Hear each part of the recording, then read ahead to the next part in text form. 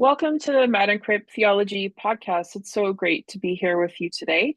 We were just saying it's Friday, so our brains are in a bit of Friday mode. So you might feel that a little bit today as we're moving through the episode. Um, Before we begin talking with our guest Luna today, we just have a couple of announcements that we wanted to mention. As always, we're always looking for content for the Canadian Journal of Theology, Mental Health, and Disability. Right now, we're publishing once a year, so in the fall. So if there's anything that you have around that you feel like needs to get out in the world, like papers or maybe some poetry, some paintings or short stories, we'd love to have you send it our way. So you can email us or submit it formally through the journal's page. Um, yeah, and other than that, just a quick press announcement. We do have some new merch up on the press's website. So if you're interested in wearing, like getting a cool t-shirt to refresh your spring wardrobe, you're always welcome to take a look at some of the t-shirts that we have up there. So I think that's it for now. So we're delighted to be here today with Luna, one of our contributors to the fall issue of the journal. And so we want to invite you to introduce yourself and then talk about your paper and what you were doing in the paper, and maybe tell us about one of your case studies within it. Hello, everyone. This is my first time being a guest on a podcast. Thanks for having me. I'm Luna, and this is my pet Coco. And I am a doctorate student at the University of Toronto. And this article is a condensed version of my master's work and also a continuation of my doctoral work. That is, my research is attempting to define the experience of spiritual trauma in an academic setting. And there isn't a formal definition for spiritual trauma yet. So I'm contributing to that scholarship. And this article is the first one that I know of that is a hypothesis or a proposal of what spiritual trauma, how we might describe it. So that's kind of exciting. And there's other definitions out there. There's religious abuse is being discussed quite a lot, and religious trauma, but this spiritual trauma piece is just being developed right now. And it's a little bit distinct because it specifically looks at the experience of a survivor and what happens to them after experiencing a really harmful, abusive situation from a damaging religious experience. So this study at the beginning, it gives you some definitions, and then it moves into some, the study that I did. That is a qualitative study, which is focusing on a few people's stories in depth. And I share them in the form of case studies. And they're surrounding some young adults that are over 18 that are on a journey of healing from spiritual trauma. And they came from various fundamentalist Christian church groups. And that wasn't, I just did like a general call for like, do you identify with this being on a journey of healing from spiritual trauma? And these people reached out to me, and it just so happened that they came from these different denominations or versions of Christian fundamentalism. That wasn't a requirement. Yeah, and so the one story that I would like to highlight, there's 5 stories in this article, but the one I've chosen is Serena's story because there's an element in it that's different than the other stories. So Serena went through her faith deconstruction at the same time as her parents. And this was significant because the family unit stayed together. And whereas the other stories, it's common for the survivor to be asking these really big questions, and their parents are maintaining these really strong beliefs. And the child is like, there's a big rift between the parent and the child. And that adds kind of another layer of trauma because now you have your religious trauma that you're going through and you're all these conflicts. And then you also have family conflicts on top. But Serena, she wasn't shamed by her family for asking these questions. She didn't have to hide the books that you're asking questions because her parents were buying the same books. So they could leave the community together. They could ask these questions together. So that doesn't make Serena's story easier. But I just noticed that the other stories mentioned, friends were really comforting to them during this time.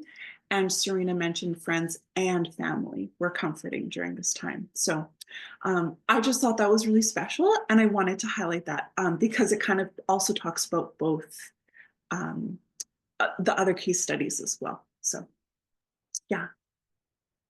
Thank you so much for that, Luna. I was wondering, as you were talking, did you have any insights into why Serena's family seemed to be all doing this at the same time? Like, did they have some kind of catalyst, like something that happened to them as a group that made them want to start to explore, or was it like a more gradual thing? Do you remember? You know what? I don't have Serena here beside me to ask her, but from what I can infer is that there was some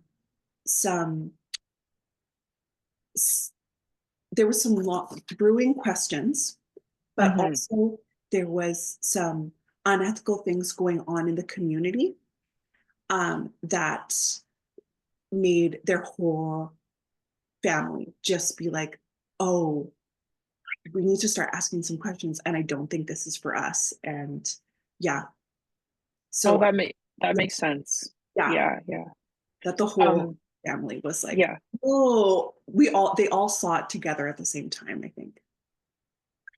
Okay, yeah, that makes a lot of sense. I wanted to ask you just briefly too. Now this might be a dumb question. I'm sorry if it is, but so like when you talk about spiritual trauma, do you mean that it's like or as this field is developing, do you think the field is trying to say that it's trauma that a person's spirit has gone through, or is it more like trauma that's been inflicted on somebody by a spiritual group, or is it both? Okay, yeah. It is both. Okay. It's talking about kind of the topic, like, we have like sexual trauma and physical trauma and emotional trauma. Like, so it's both talking about the type of abuse that happened and but also like just like where you're triggered and where that pain is. And so with spiritual trauma, it can be like, okay, so it's really, really profoundly hurt with all the matters that have to do with religion and spirituality. And so when that stuff comes up, it's really, really painful to me. And it can also be like, and therefore my own sense of self and view of the world is really, really broken. So sometimes people maintain that, but I was really interested in this because people talk about religion and spirituality is kind of known for being on the list of things that are positive coping mechanisms for meaning making, for good. But when it's used as like a poison instead of a healing thing, what does that do to the person where they're like, I can't do this anymore, and it's really hurtful to me. So they're kind of all wrapped up in this. Yeah. And maybe I misheard you, but you seem to differentiate religious trauma from spiritual trauma, and I wondered if you might uh, tell me more about that. Yeah. And that starts to get quite narrow in what we're talking about. So the religious trauma is a little bit more the pain and the topics that have hurt the person are surrounding church symbols or like religious. We kind of talk about religious things like it's a little bit easier to see because there's rituals and garments and celebrations. So why religious trauma has been talked about a little bit more is it's easier to identify. We can kind of point to what religion is. And so what would be an example of religious trauma? Say, I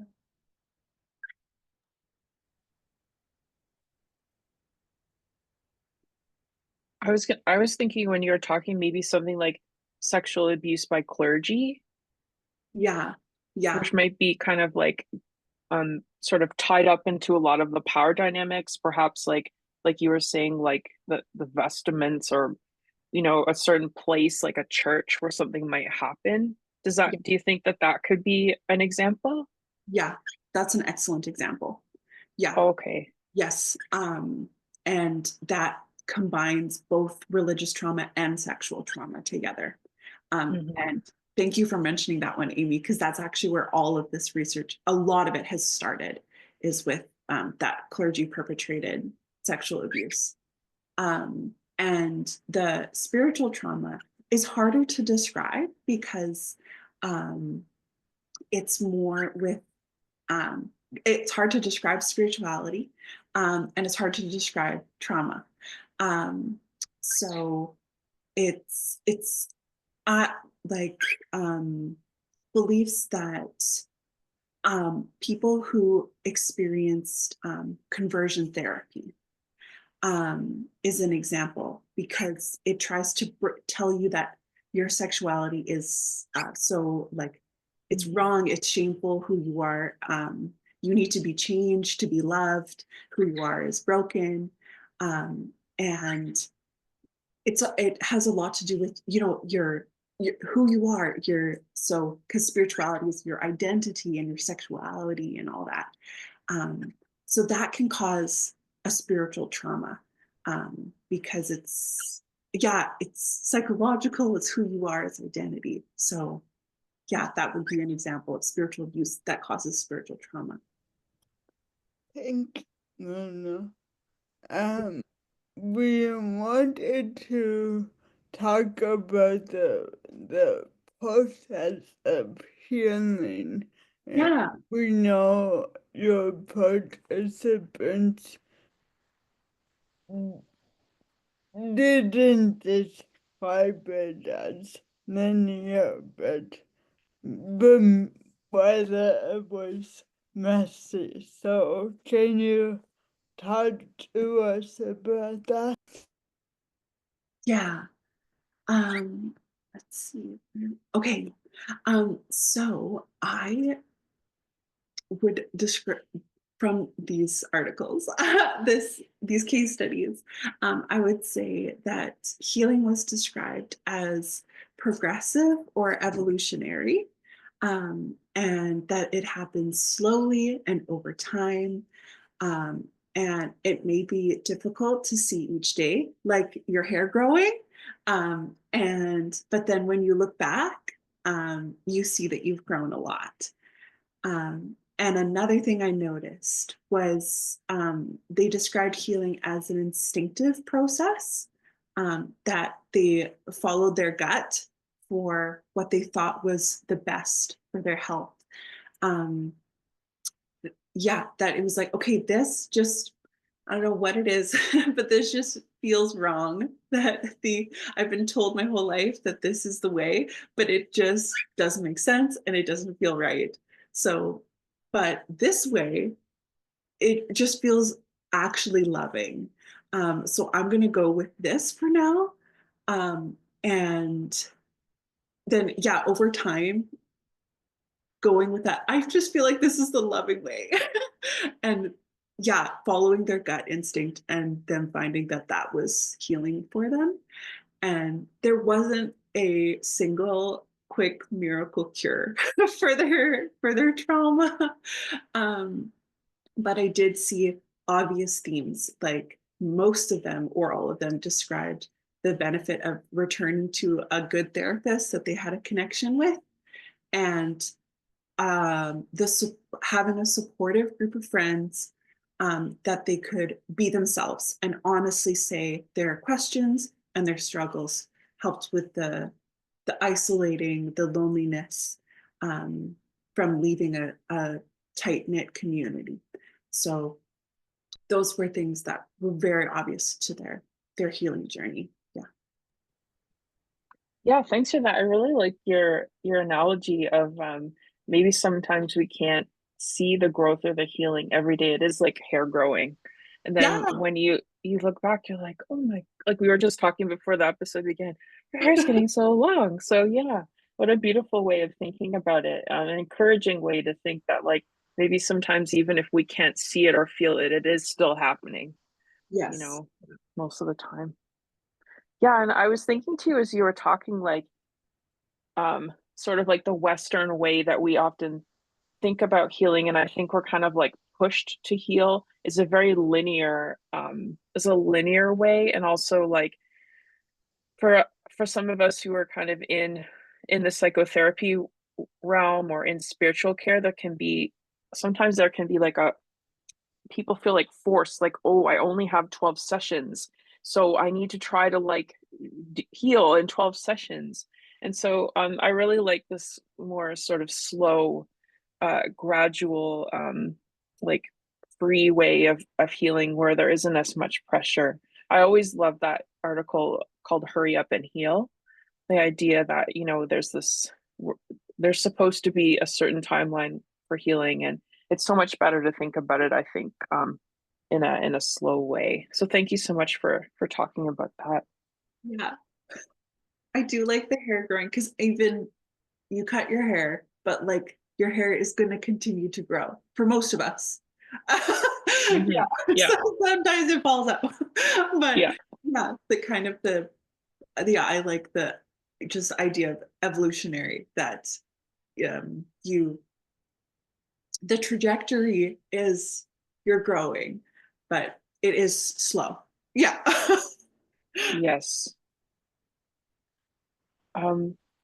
So the next question we wanted to ask you is about a lot of the participants in your study talked about the idea of deconstruction and reconstruction of their faith.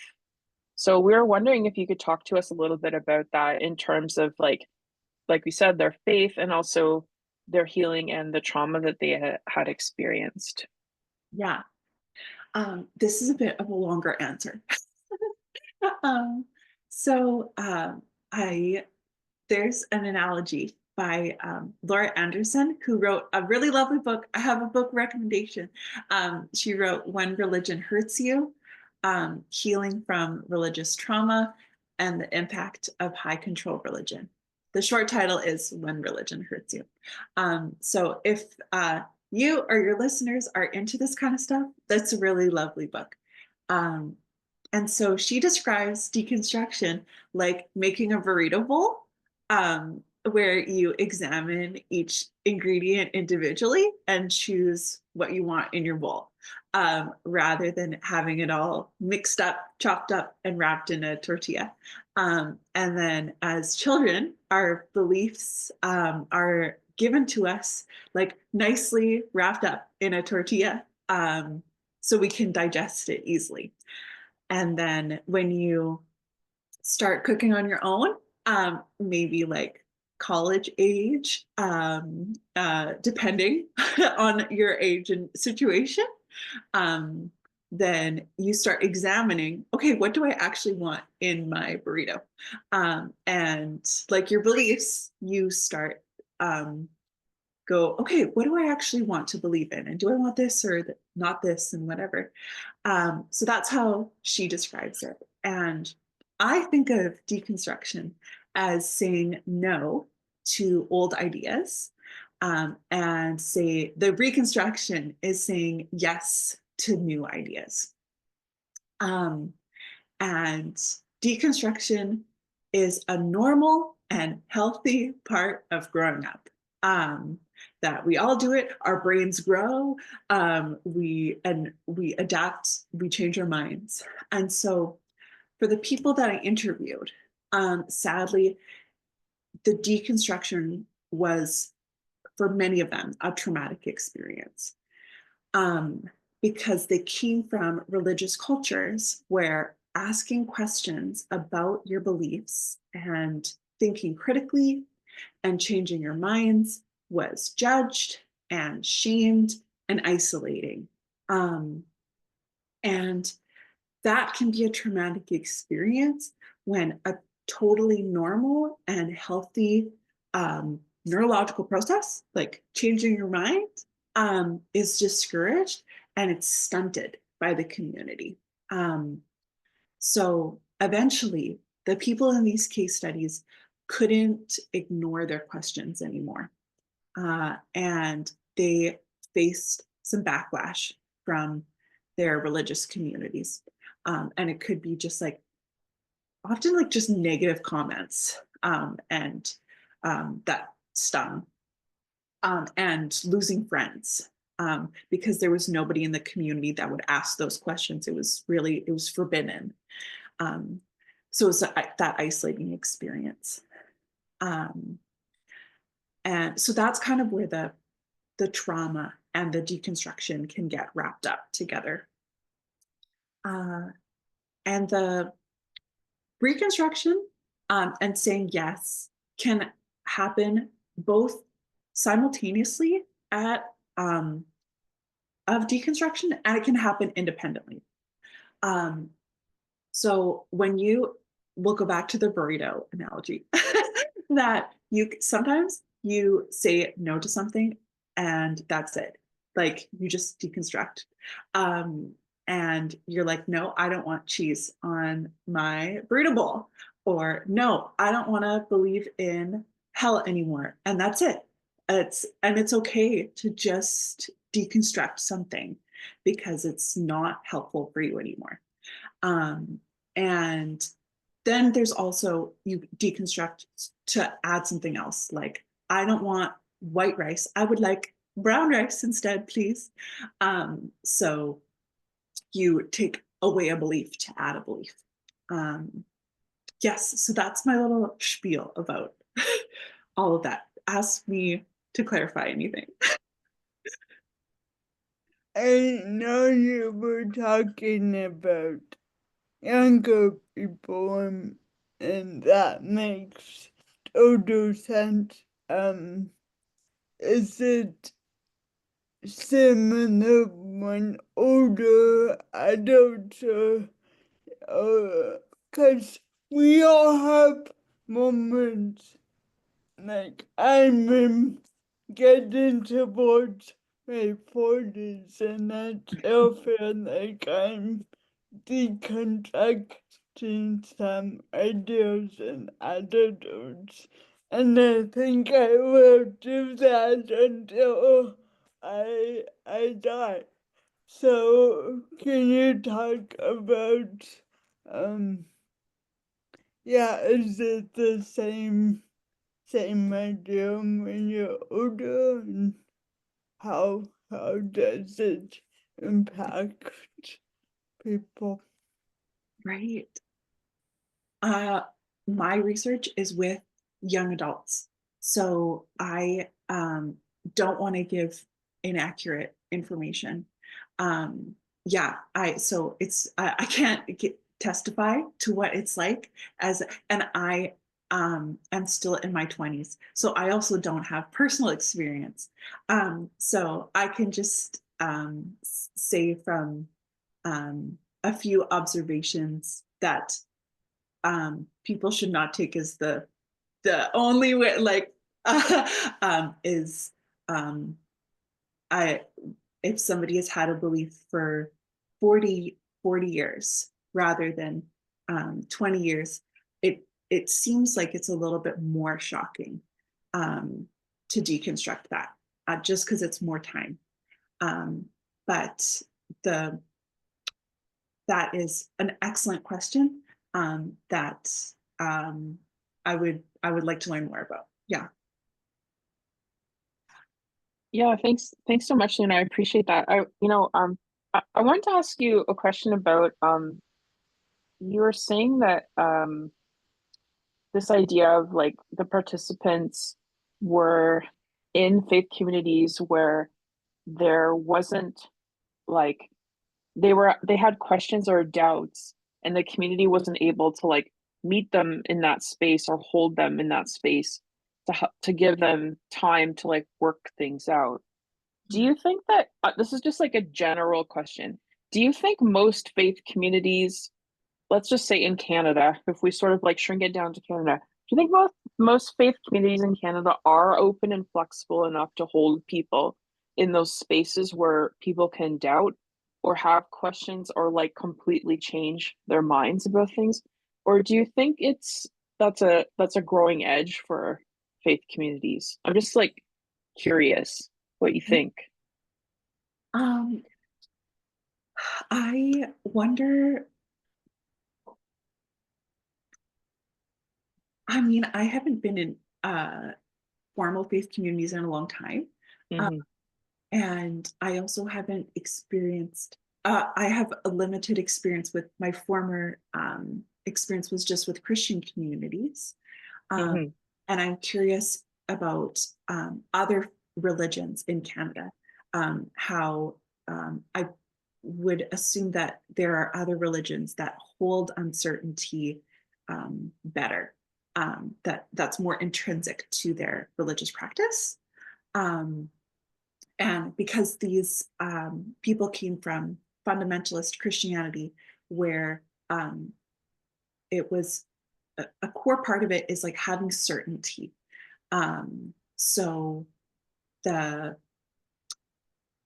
yeah, and that was really, really, really comforting to the communities when the world seems very, very unstable and uncertain. You want something like so certain. So when people come in and are asking really, really critical questions that are shaking the certainty of the faith and are asking the people to think in not black and white and in gray, it's really threatening. So yeah, but that is I think also I wonder if it's a personality thing. This is just me wondering. This is not me Yeah. speaking from my research now. But if the if some people are more prone to being black and white thinkers and are polarizing, and some people are more easily open to being gray in the middle, non-binary, flexible. Yeah. Yeah, that's helpful. This question is more about you and how this research connect with your own experience and journey, and maybe like talk to us about why you're continuing this in your PhD. Yeah.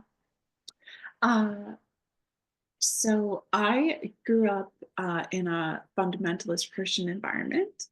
And in my early 20s, I spent a lot of time saying no to things that were not for me. And that I eventually said no to so many things that I was landed in atheism. That was really, it's so interesting because to my former community, atheism was like the worst thing ever. Like atheism was so demonized, but it was really, really comforting to me. And that for a moment, that or a year or so, that was my reconstruction. That was helpful to me. And then slowly I found earth-based spirituality that and now it's been maybe 7 years or so that I found contemporary paganism that I've been practicing. That I didn't go seeking for it, but I found that was reconstructive for me. And I've always loved trees and nature. But that's, yeah, I've just really, really enjoyed. So that, yeah, has also been part of my reconstruction journey.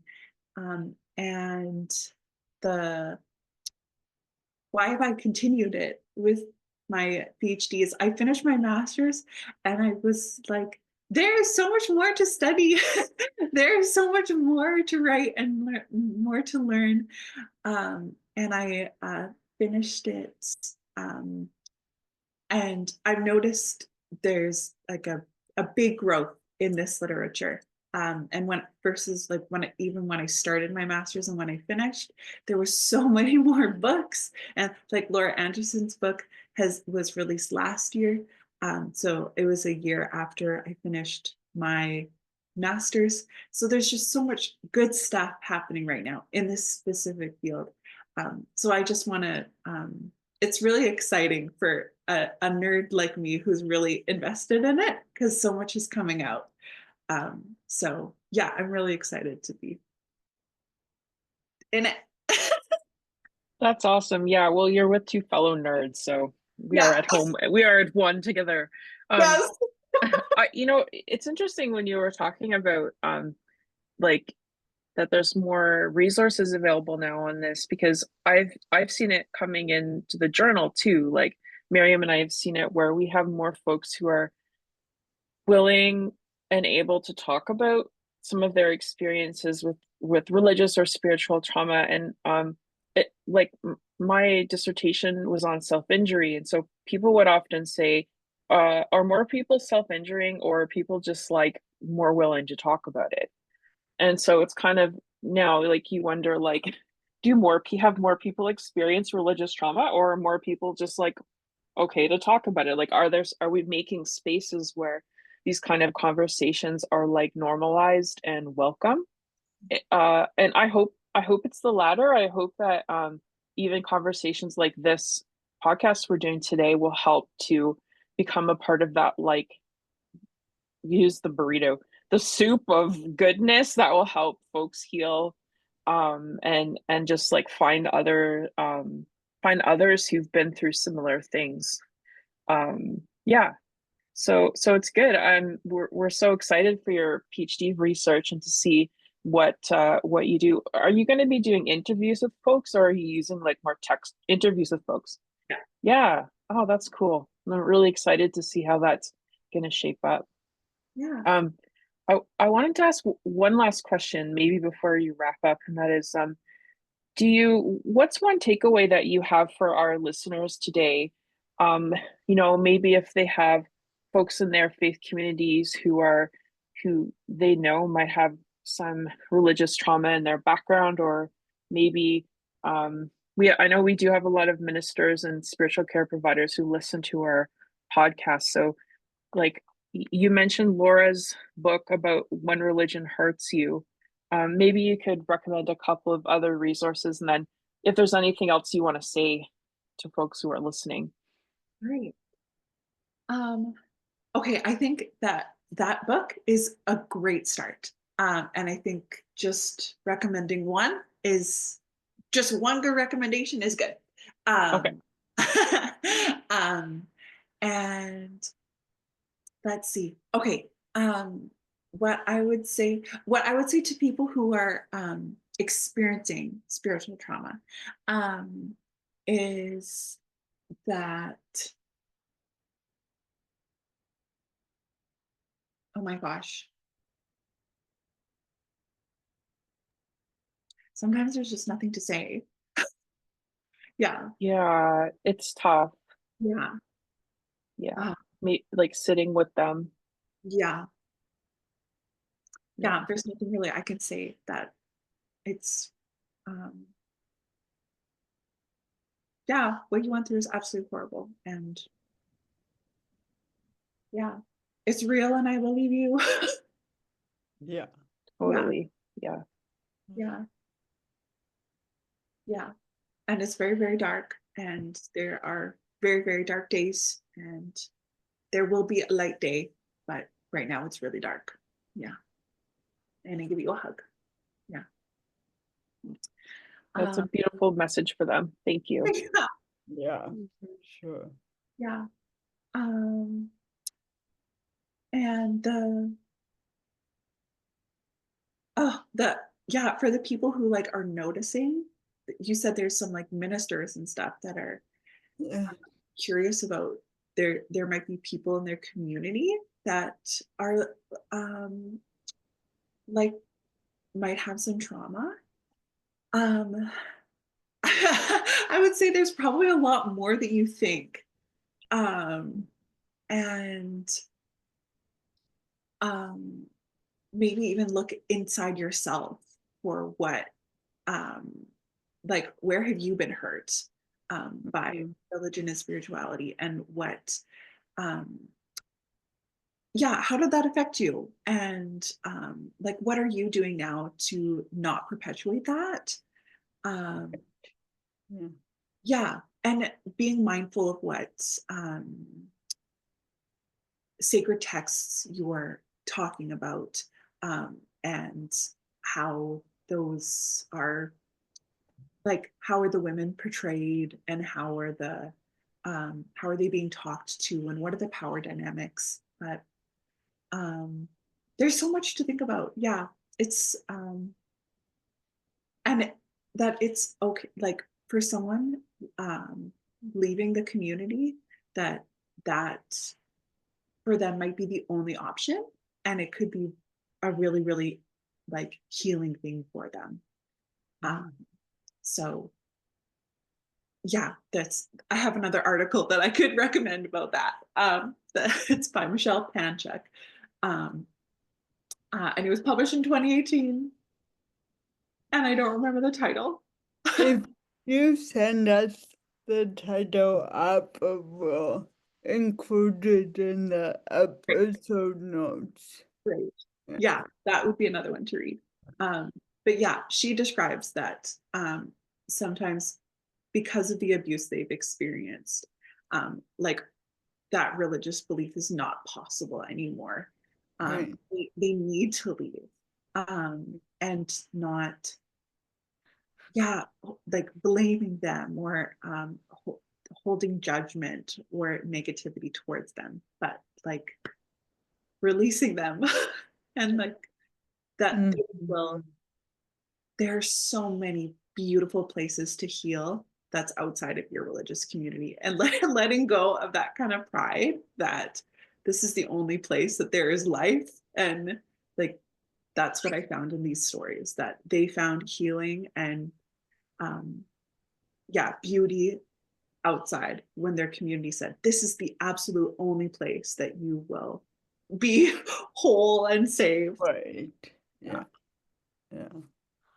Well, thank you so much, Luna, for the conversation today, and it sounds like your work will continue to contribute to this important conversation that is happening more and more. So we really appreciate you and your work.